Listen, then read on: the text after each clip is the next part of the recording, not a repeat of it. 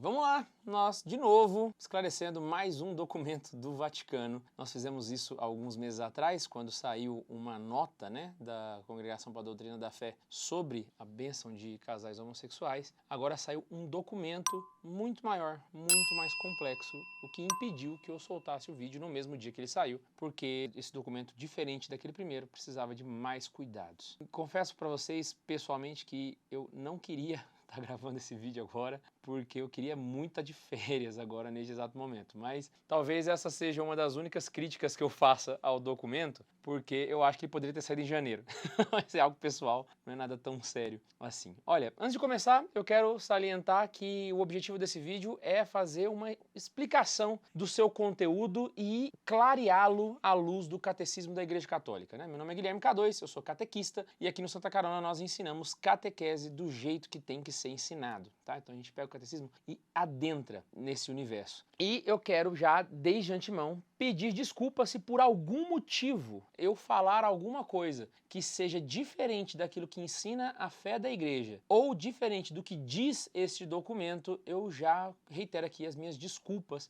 Não é o meu interesse colocar as minhas opiniões pessoais nesse conteúdo, mas sim dizer aquilo que a igreja ensina. Então, se em algum momento eu dizer algo que está contra o que a igreja ensinou, eu já reitero automaticamente, tá bom? Confesso que trabalhei o máximo para que isso não aconteça, tá? E isso aí eu acredito também que não aconteceu, mas se acaso acontecer, já estou fazendo já o meu pedido de desculpas. Eu quero estar em comunhão com a igreja sempre, quem acompanha a gente sabe disso. Vamos lá então? Gente, esse documento, ele se chama Fiducia Supplicans, que fala sobre a piedade suplicante, né? Assim, os fiéis que pedem algo para a igreja. E ele começou a ser escrito antes de 2021. O próprio documento, na sua apresentação, cita isso, que ele começou a ser escrito antes de 2021, só que neste meio tempo aconteceu duas ocasiões onde ocorreram duas dúbias, que é um pedido de algum bispo ou cardeal para que o Papa esclareça alguma questão de fé. Isso é baseado na passagem que São Pedro confirma os teus irmãos na fé. Então é função de todos os bispos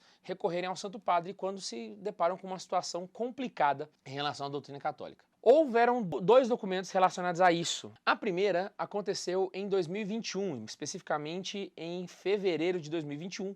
Na época, o prefeito do Dicastério da Doutrina da Fé era o Ladária, e é um dos documentos que nós utilizamos na aula onde a gente fez sobre homossexualidade.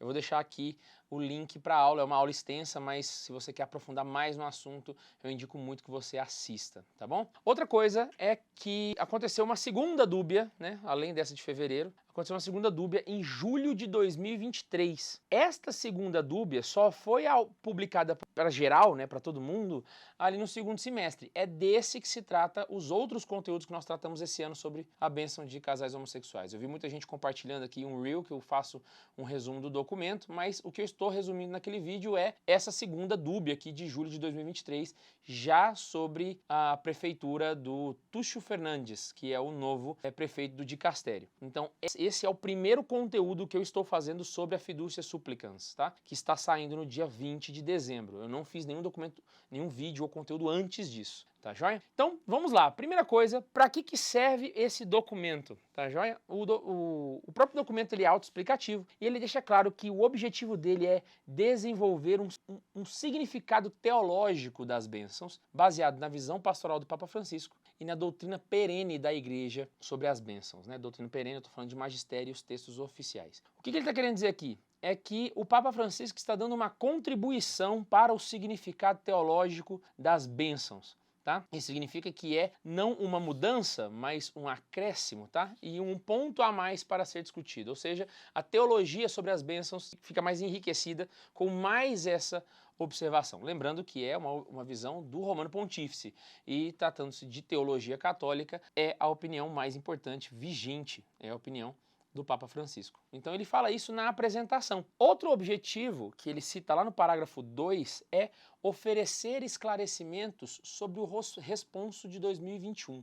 que aconteceu? Quando teve o responso de 2021, do lado da área, houve dois tipos de pessoas que reagiram. Uns ficaram felizes, outros não ficaram felizes, como sempre que sai uma dúvida do tipo. E o Dicastério viu a necessidade de esclarecer mais aquele conteúdo. Então, isso já deixa para nós explícito que este documento não muda o conteúdo daquela declaração, mas o enriquece. Ele está partindo dela, é um esclarecimento daquele responsum, tá? Então, guardem isso para vocês. O documento não traz uma doutrina nova para a fé católica. A questão, que aqui é o que eu queria deixar claro para vocês, é que esse documento trata de um assunto extremamente complexo, e eu não estou me referindo ao caso dos homossexuais. Eu estou me referindo ao caso das bênçãos. É aqui que mora a pedra de tropeço da maioria dos fiéis católicos que viram as notícias. Todo mundo sabe que nós temos um problema catequético no país, né? As catequeses não são tão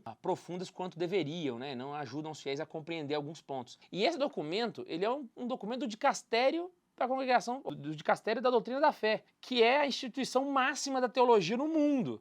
Então imagina só um fiel leigo que mal tem uma catequese bem feita lendo um documento desse. Essa é a grande dificuldade, certo? Então, antes de tudo, eu preciso esclarecer algumas coisas para vocês, mas eu vou explicar isso ao longo do vídeo. Número 1, gays vão poder se casar com este documento? A resposta é não. Não podem se casar com este documento. Tá bom?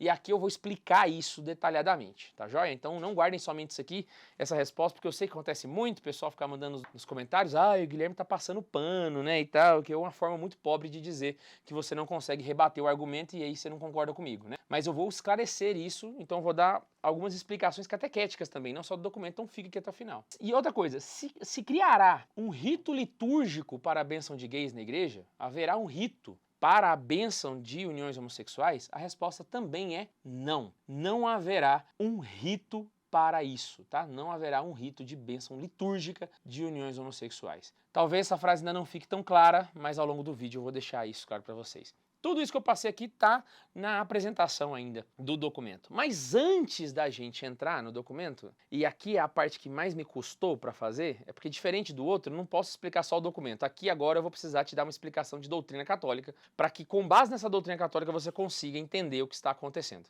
Então vamos lá. Primeira coisa é, para entender o Fiducia Supplicans, você precisa conhecer a doutrina sobre sacramentos e sacramentais da Igreja Católica. E eu não estou falando da doutrina do Papa Francisco, eu estou falando da doutrina perene da Igreja. O que a Igreja sempre ensinou sobre bênçãos, sobre sacramentais e sacramentos. Porque existe uma diferença. Muitas vezes, e aí no noticiário é muito comum, né, a gente ver essa falha de precisão, até porque jornalistas não tendem a estudar muito teologia, né? Eles estudam jornalismo, eles sabem escrever texto, mas eles não sabem entender os documentos da igreja. E aí, o que acontece? Eles confundem bênção com sacramento e vira tudo uma coisa só, e as pessoas ficam loucas, ficam desorientadas, e isso gera reações completamente equivocadas, porque as pessoas entenderam errado porque viram com base nas notícias ou nas redes sociais. E uma coisa muito interessante de reparar nisso é que os lados mais polarizados da igreja tendem a reagir sempre da mesma forma com um documento como esse. Só que a raiz das suas reações são sempre iguais. Então, quando alguém vê um documento como esse aqui, os progressistas tendem a não entendê-lo. E porque não entenderam, eles comemoram. Agora a igreja vai casar gays,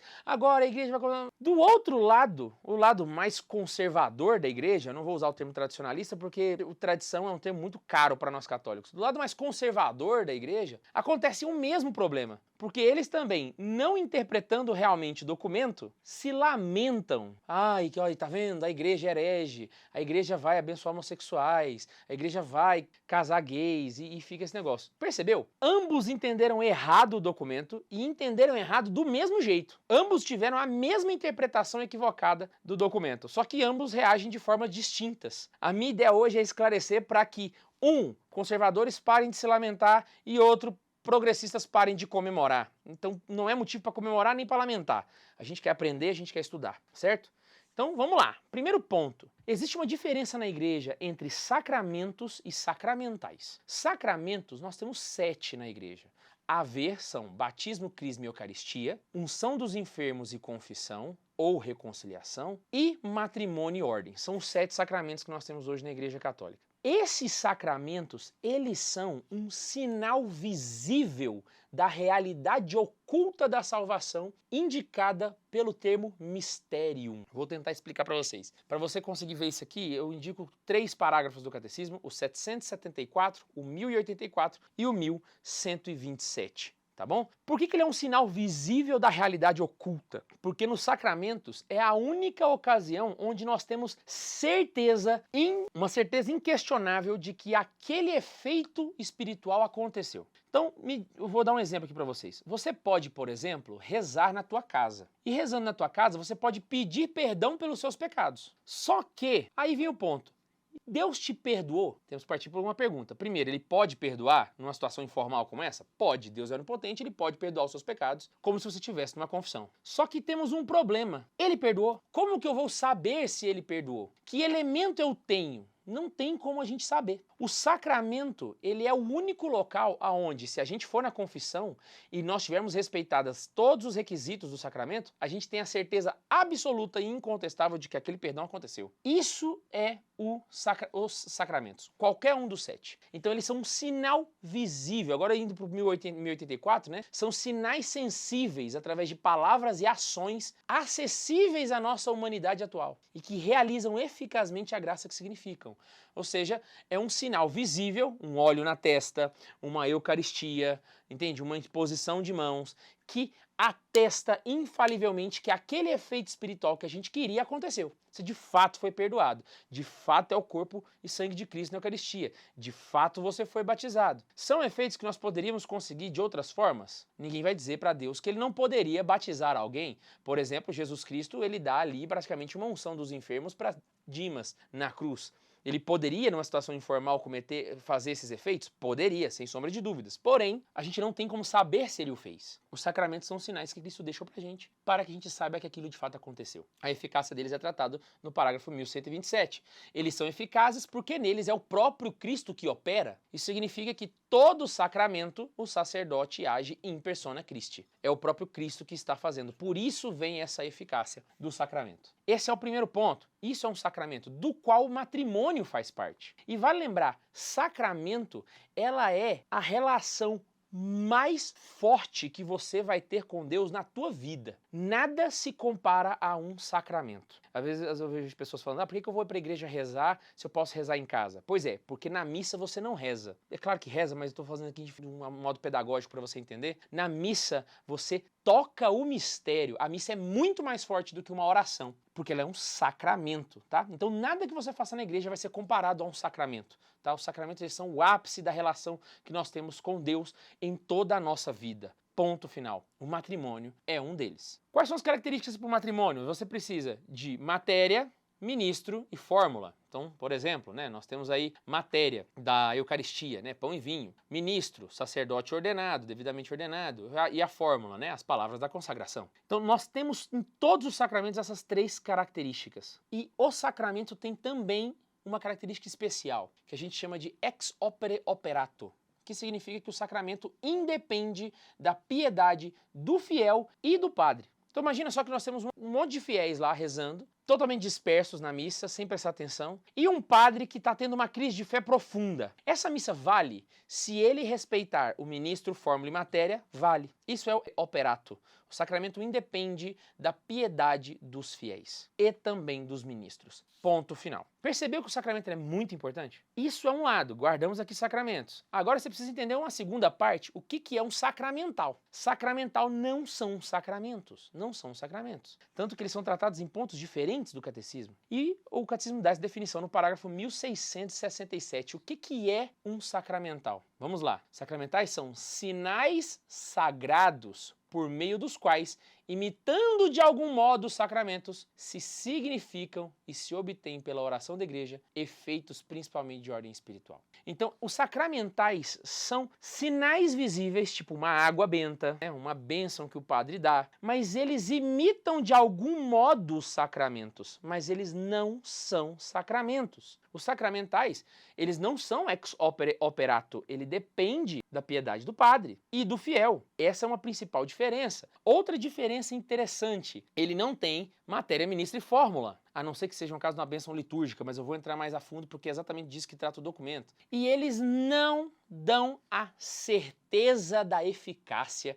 como o sacramento dá. Olha só a gravidade do negócio. Não é porque o padre abençoou o teu carro que você tem a certeza absoluta de que ele foi abençoado, tá bom? Não como no sacramento, tá joia? Então para que serve um sacramental? Para dois motivos.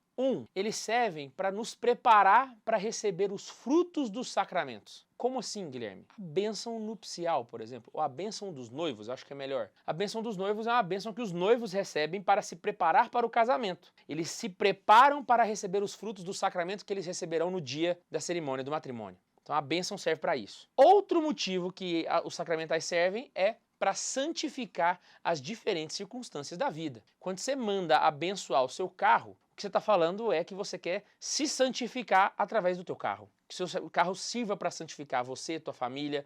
Quando você quer que abençoe a tua casa, que a tua casa seja um lugar de santificação, você está santificando as realidades e as circunstâncias da vida. Isso aí você vê no parágrafo 1677 do Catecismo. E quais são os efeitos dos sacramentais? Como eu já falei, preparam para receber a graça e nos dispõem para cooperar com ela. Então, basicamente, os efeitos é que a gente se torna preparado para receber um sacramento e também cria uma disposição interna para que a gente coopere com a graça, para que a gente trabalhe junto com a graça. Ok, isso são sacramentais. Quais são os tipos de sacramentais que nós temos na igreja? São dois tipos de sacramentais, que para facilitar, eu vou apelidar aqui, tá? Existem sacramentais que são atrativos e existem sacramentais que são repulsivos. Uns querem repelir, outros querem atrair. Guardou na cabeça? Então vamos lá. Sacramentais para atrair.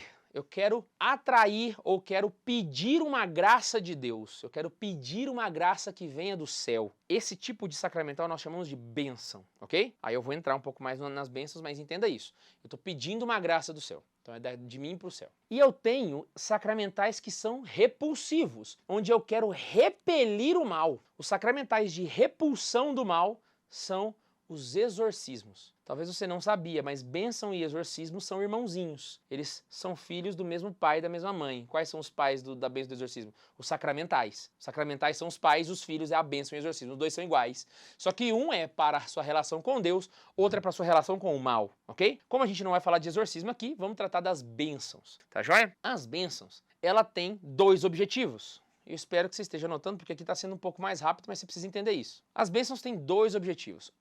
É o louvor a Deus. O segundo é a oração para obter os seus dons. Então eu posso dizer, de certa forma, que a bênção ela é uma via de mão dupla. Porque eu posso orar para pedir dons de Deus, então a graça desce, a bênção ela é descendente. Ou eu posso fazer uma bênção para louvar a Deus. Essa bênção ela é ascendente. De certa forma, para você conseguir entender, é como se você abençoasse Deus. Deus te abençoa com uma graça e você abençoa Ele com um louvor. Entendeu a lógica? Tem exemplos disso, Guilherme? Claro, tem exemplos disso. Então, essas aqui eu vou chamar de bênçãos verticais, porque elas sobem e descem. Então, eu estou subindo e descendo, vertical. Então, vamos lá. Bênçãos ascendentes. Lá no Catecismo 2627 ele fala, né? Muitas vezes a bênção sobe, levada por Cristo no Espírito para o Pai. E aí nós temos uma passagem que fala muito bem disso, que mostra isso, que é 2 Coríntios 1, que fala: Bendito seja Deus, o Pai de nosso Senhor Jesus Cristo, que nos conforta em todas as nossas tribulações. Esse versículo, São Paulo está bendizendo a Deus. É uma bênção, só que é uma bênção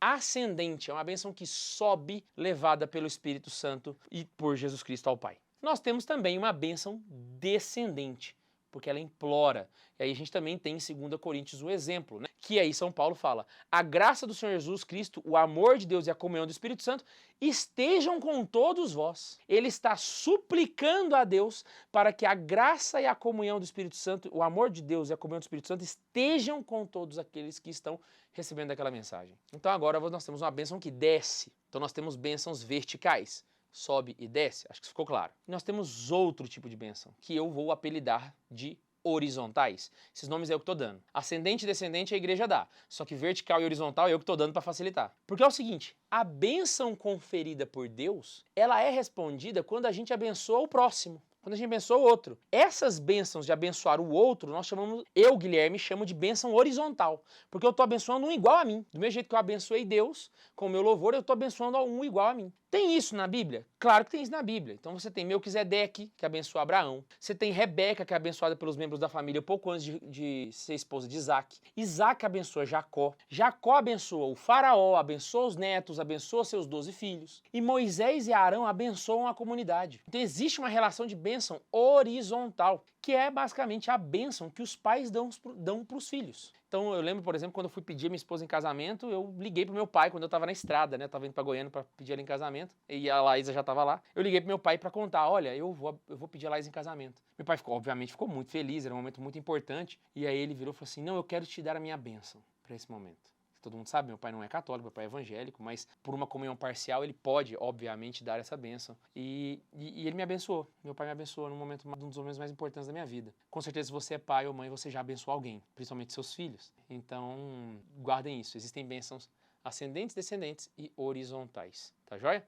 Então, vamos lá. Uma coisa é sacramento, matrimônio tá lá. Outra coisa é sacramental. Sacramento é sinal visível, você consegue ver, é isso. Ex-opere operato, não depende da piedade dos fiéis. A bênção não. A bênção sacramental. Ela imita o sacramento, ela não tem o efeito do sacramento e ela não tem a garantia que o sacramento dá, tá joia? E os sacramentais, eles podem ser bênçãos ou exorcismos, e dentro das bênçãos nós temos as bênçãos verticais, a ascendente e descendente, e as horizontais, quando a gente abençoa os outros. Eu acho que isso ficou bem claro. Um outro exemplo também, só para poder salientar, de que os sacramentais dependem da piedade do ministro ou do fiel, é que se um padre despreparado vai para um exorcismo, provavelmente o demônio vai fazer ele de gato-sapato. Na missa isso não acontece, certo? Porque a missa é ex-opere operato, o exorcismo não, porque ele é um sacramental. Acredito que ficou claro. Então agora que você entendeu este conceito, eu quero te levar agora para o documento. E no documento nós vamos agora entender os trechos dele. Eu vou deixar aqui na descrição o link do documento traduzido.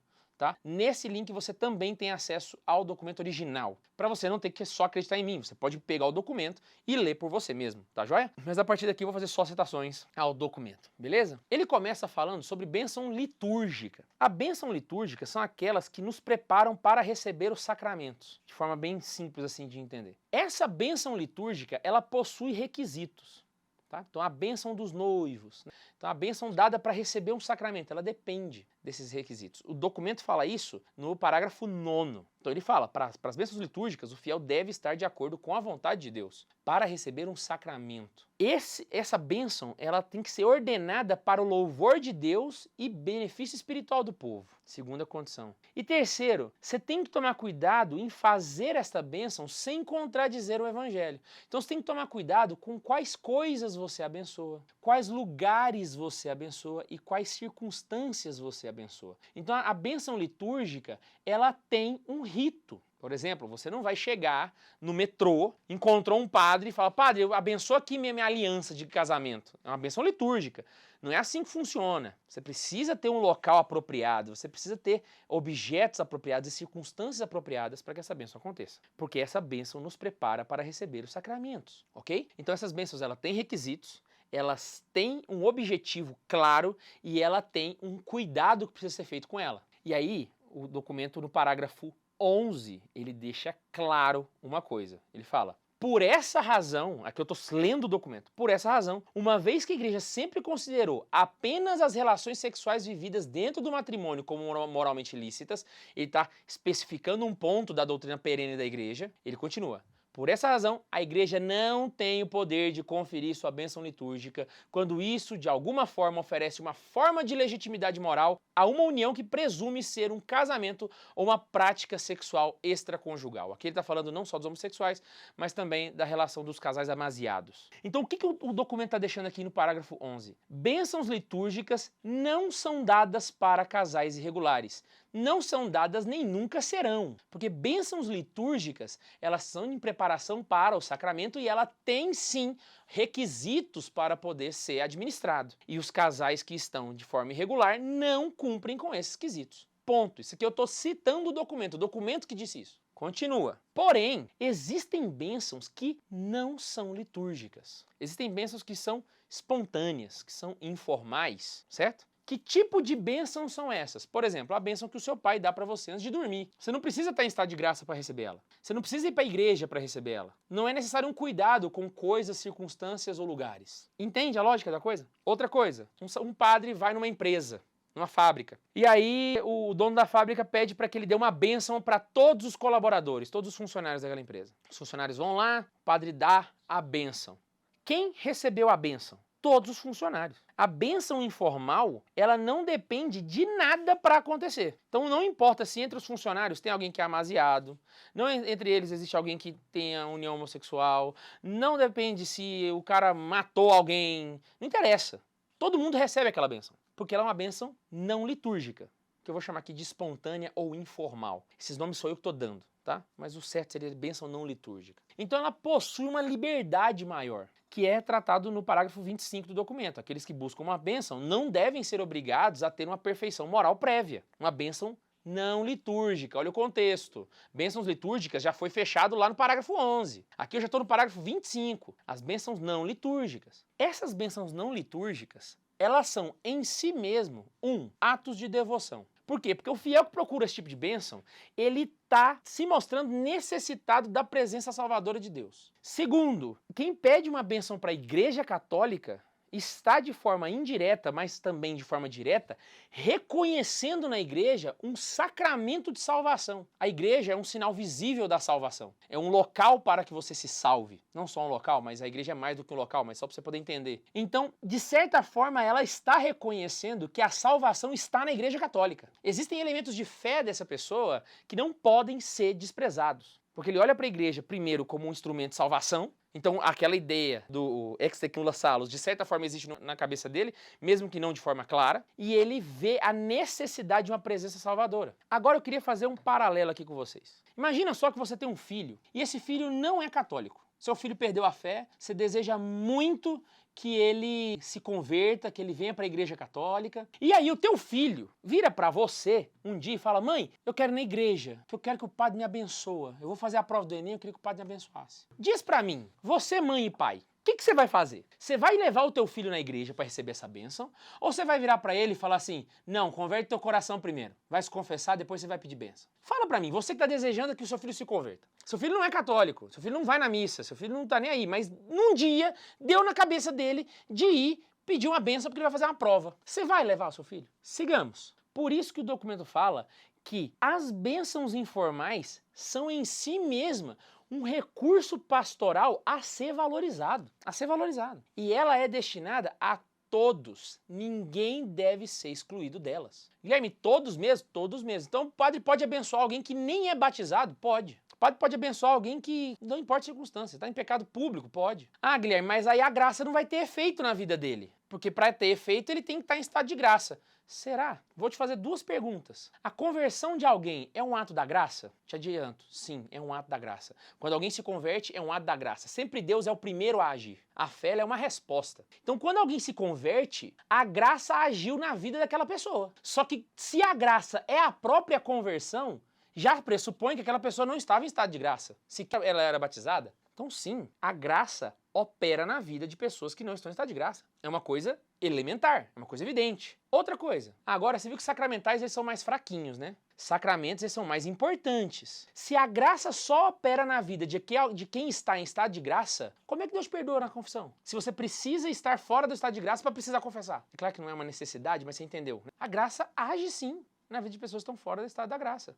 Do estado de graça. Óbvio que age. Um outro ponto que você tem que levar em consideração é que o próprio Jesus fez isso. A graça acontece na vida de pessoas que não receberam os sacramentos e que nem manifestaram publicamente a sua adesão. Quer dois exemplos? Lembra da mulher adúltera? Ela é levada na frente de Jesus. Jesus vira para ela, vira para eles e fala assim: quem não tem pecado não atira a primeira pedra. Aí o pessoal vai embora. Aí ele vira para ela e fala: cadê aqueles que te condenavam? Eu também não te condeno. Vai e não peques mais. Em que hora que essa mulher pediu perdão dos pecados dela? Com base no quê você acredita que essa mulher estava arrependida quando estava na frente de Jesus? A escritura não deixa isso claro. Não está exposto lá. Outro caso, Zaqueu subiu no sicômoro e Jesus falou, desce que hoje eu vou jantar na tua casa. Se isso não é uma bênção, meu querido, eu não sei qual é a sua definição, mas eu queria muito que Jesus sentasse na minha mesa para comer uma galinhada. Zaqueu só vai pedir perdão depois, quando ele já está lá na mesa, quando o jantar já está servido. Jesus age primeiro, e isso é uma ação regular e ordinária da graça. Primeiro Deus age, depois nós respondemos com a nossa fé. Então a graça age na vida de pessoas que não estão em estado de graça? Ora, o próprio Evangelho mostra que sim. É claro que a gente não pode contar com isso para a salvação das almas, mas falar que Deus não agiria nas pessoas que não estão em estado de graça seria querer colocar uma limitação na onipotência divina. E isso é um erro gravíssimo de teologia, gravíssimo, terrível. Então as bênçãos informais, elas são destinadas a todos e ninguém deve ser excluído delas. O documento cita isso também. Em que ocasiões elas podem ocorrer? 1. Peregrinações, santuários, ou até mesmo na rua, quando encontra um padre. E se você acha que você já entendeu o conceito, fica no vídeo porque tem mais coisa. Se você acha que você entendeu, saiba que vão surgir perguntas que o documento já responde. Então peraí, Guilherme, vamos lá. Eu entendi aqui que a bênção informal pode ser dada então para pessoas que não estão em estado de graça. Ótimo, isso aí já ficou claro. Existem dois tipos de bênção, a ascendente e a descendente. Obviamente, o fiel que quer louvar a Deus, ninguém vai impedir ele de fazer isso. É uma ação ascendente. No parágrafo 28, acontece, o Fiducia Supplicans fala sobre isso. Ele fala, ninguém pode ser impedido deste ato de dar graças. E cada pessoa, mesmo que vive em situação que não estão de acordo com o plano do Criador, possui elementos positivos pelos quais podemos louvar o Senhor. Ninguém tem na sua vida uma completa desgraça.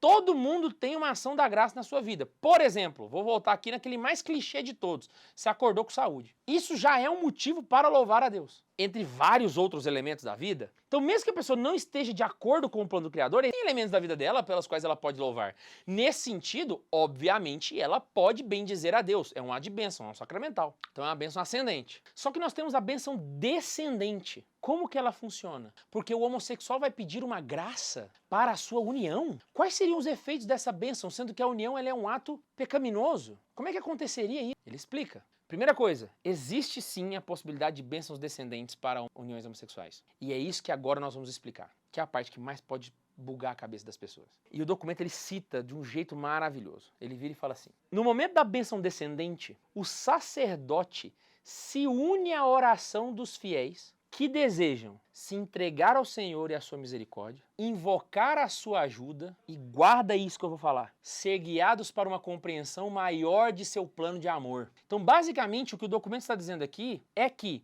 o sacerdote se une à oração ao pedir essa bênção descendente, exatamente para que os fiéis que recebam a bênção tenham realizado o desejo interior do coração de se entregar a Deus, de invocar sua ajuda para vencer a situação que está e de ser guiado para uma compreensão maior, para que ele possa entender por que a sua situação é uma situação de pecado. E, além disso, para que tudo o que é verdadeiro, bom e humanamente válido na sua vida possa ser enriquecido, curado e elevado pela presença do Espírito Santo. Porque o casal homossexual, eles estão numa situação de pecado, mas a vida deles inteira se resume a isso? Óbvio que não. E existem elementos na vida deles que são verdadeiros, que são bons, que são humanamente válidos. E essas realidades precisam ser curadas, enriquecidas, elevadas pela presença do Espírito Santo. Então esses são 4 requisitos.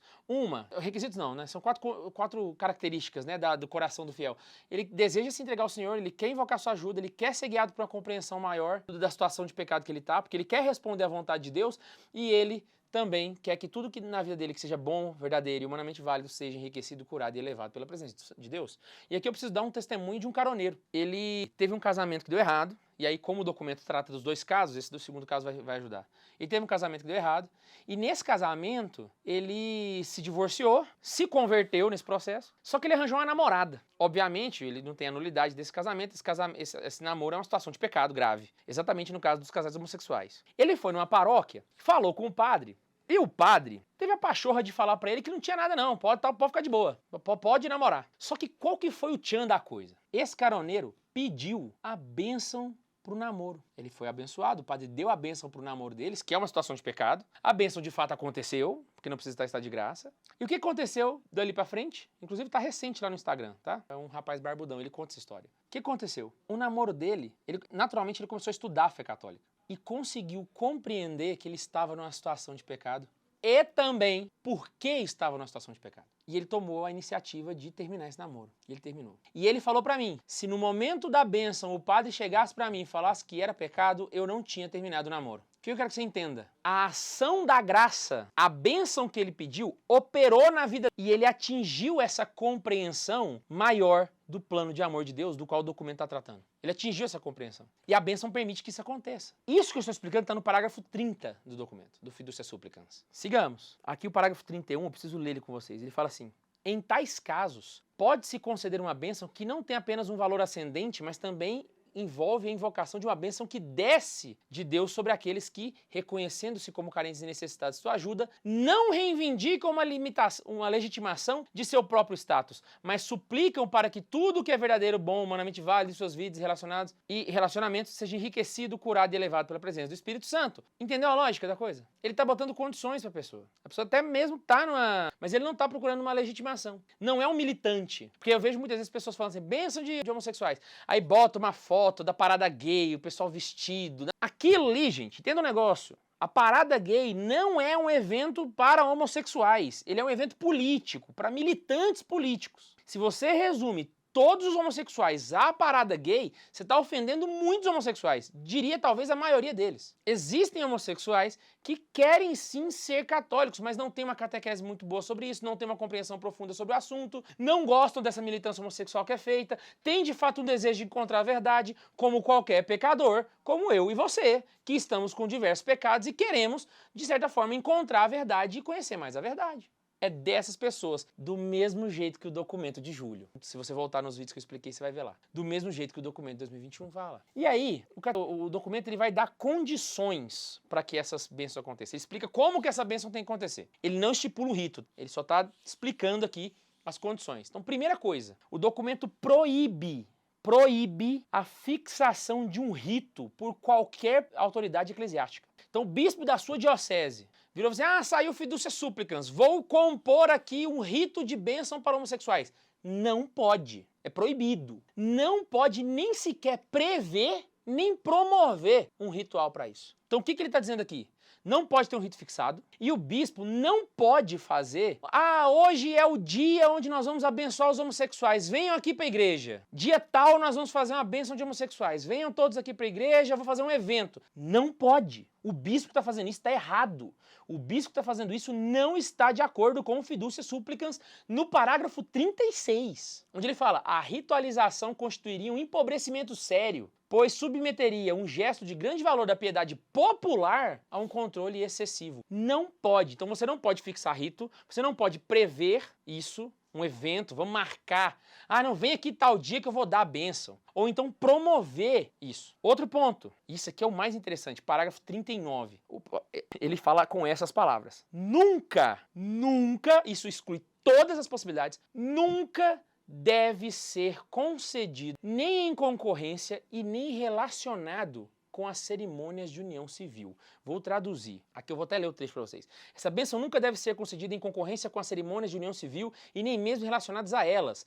Também não pode ser realizada com roupas, gestos ou palavras próprias de um casamento. O padre não pode ir no cartório no dia que dois gays estão se casando para lá dar a bênção para eles. Não pode. O padre não pode ir na festa de casamento civil desses homossexuais para nessa cerimônia dar a bênção. E ele não pode relacionar de forma alguma a bênção que ele está dando com a união civil que acontece no cartório. Ele não pode virar e falar assim, esses dois aqui se casaram no civil tal dia e hoje nós estamos aqui para dar a bênção de Deus. O Estado deu a bênção, nós vamos dar a bênção divina. Não pode. O documento é taxativo. Ele fala, e aí eu tô falando não só de homossexuais, o documento inteiro e tudo que eu tô falando fala de homossexuais e casais de segunda união também, tá? Não pode fazer isso. E ele deve encontrar lugar em situações, assim como a bênção, também espontâneas. Qual é o local onde essas bênçãos devem acontecer? De forma espontânea, em um santuário, o pessoal está numa peregrinação, o pessoal se encontra com um padre, uma situação não programada, tá joia? Então, vocês vão lá na igreja, chamam o padre no canto porque querem, entendeu? Não é uma situação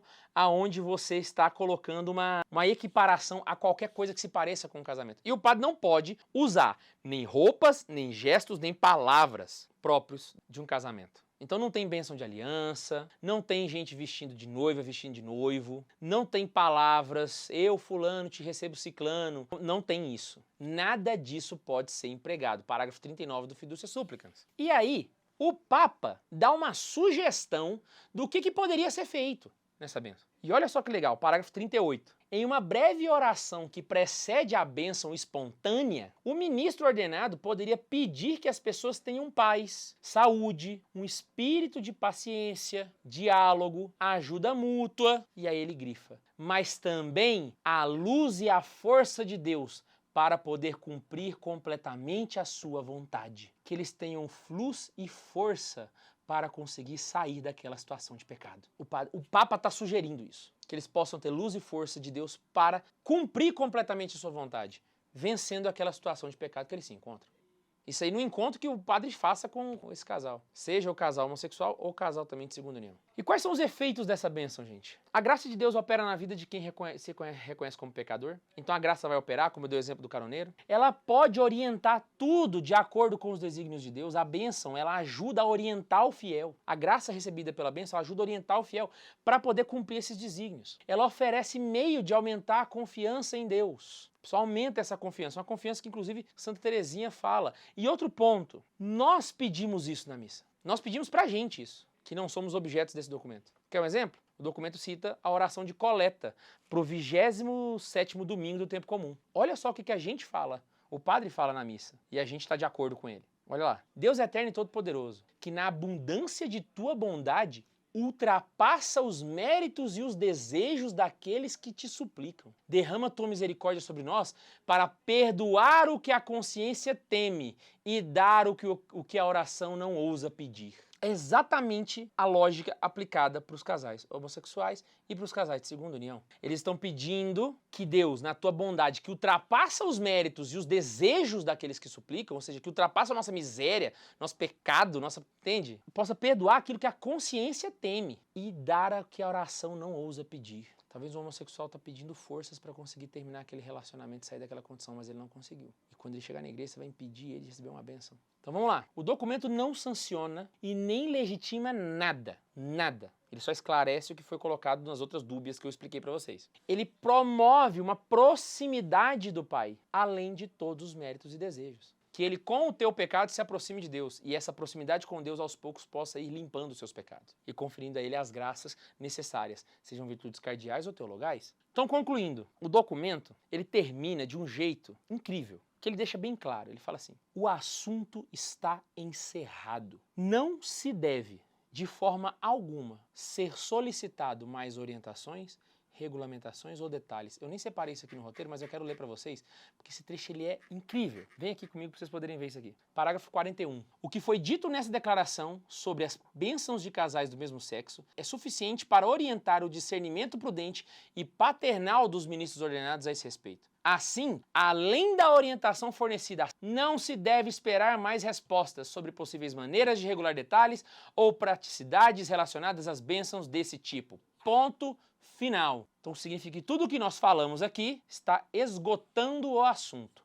Ponto. Ah, mas isso aqui abre brecha para que um dia a gente pode... Não. Ah, mas isso aqui abre brecha para que lá. Não. E nem me venham com o exemplo da coprimum tempore, tá? Ah, e o Pio V falou... Lá a gente tá falando de um rito. Tá falando de um rito, sacou? Tá falando de um rito. Aqui é outra história. Não existem mais assuntos a serem ditos. É desse jeito que está posto e ponto final. E outra coisa, vamos ser sinceros aqui. A gente fica lendo as coisas, tentando entender o que o cara quis dizer com nananana. Não, o texto está escrito, o texto está posto. E eu estou compartilhando ele com vocês. Vamos entender a fé com base na doutrina perene da Igreja. O Papa não trouxe nenhuma novidade para nós, tá? Ele só esclareceu aquilo que já era a possibilidade dentro da doutrina da Igreja. E ele está dando um aspecto pastoral da fé. Então, dei a base para vocês entenderem, catequética, citei parágrafos, dando o catecismo quanto do Fiducia Supplicans.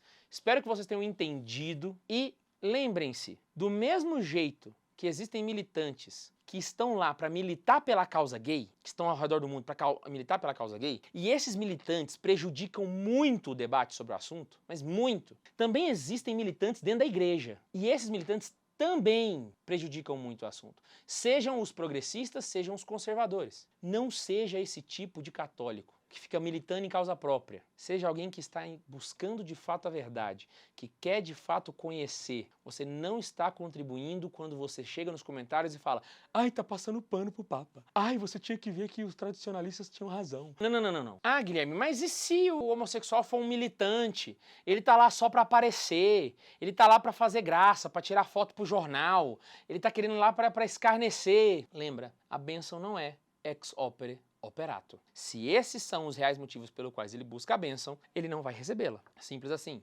E Deus irá julgá-lo por esse sacrilégio. Lembrem-se, Deus vê tudo e não se esquece de nada. Não é função nossa fechar as portas. Quem julga é Ele, e Ele é excelente em fazer isso. E aqui fica um recado para os meus alunos, porque eu sei que eles não são assim. Os caroneiros não rebaixam o debate. Ou os caroneiros debatem no nível deles, ou eles não debatem. Caroneiros, valorizem o estudo de vocês. Valorizem o tempo que vocês passam aprendendo para conhecer como eu passei aqui para vocês. Para que vocês tenham enriquecimento no debate e não baixem o sarrafo de vocês para se misturar com qualquer militante por aí, seja progressista ou seja conservador. Um bom católico, ele é obcecado pela verdade, porque a verdade é o próprio Cristo e encontrá-la é em se encontrar com Ele. Lembra sempre disso, que Deus nos abençoe. E eu queria te pedir, mais uma vez, que você reze por este lindo, maravilhoso do Papa Francisco, que precisa muito das suas orações. Precisam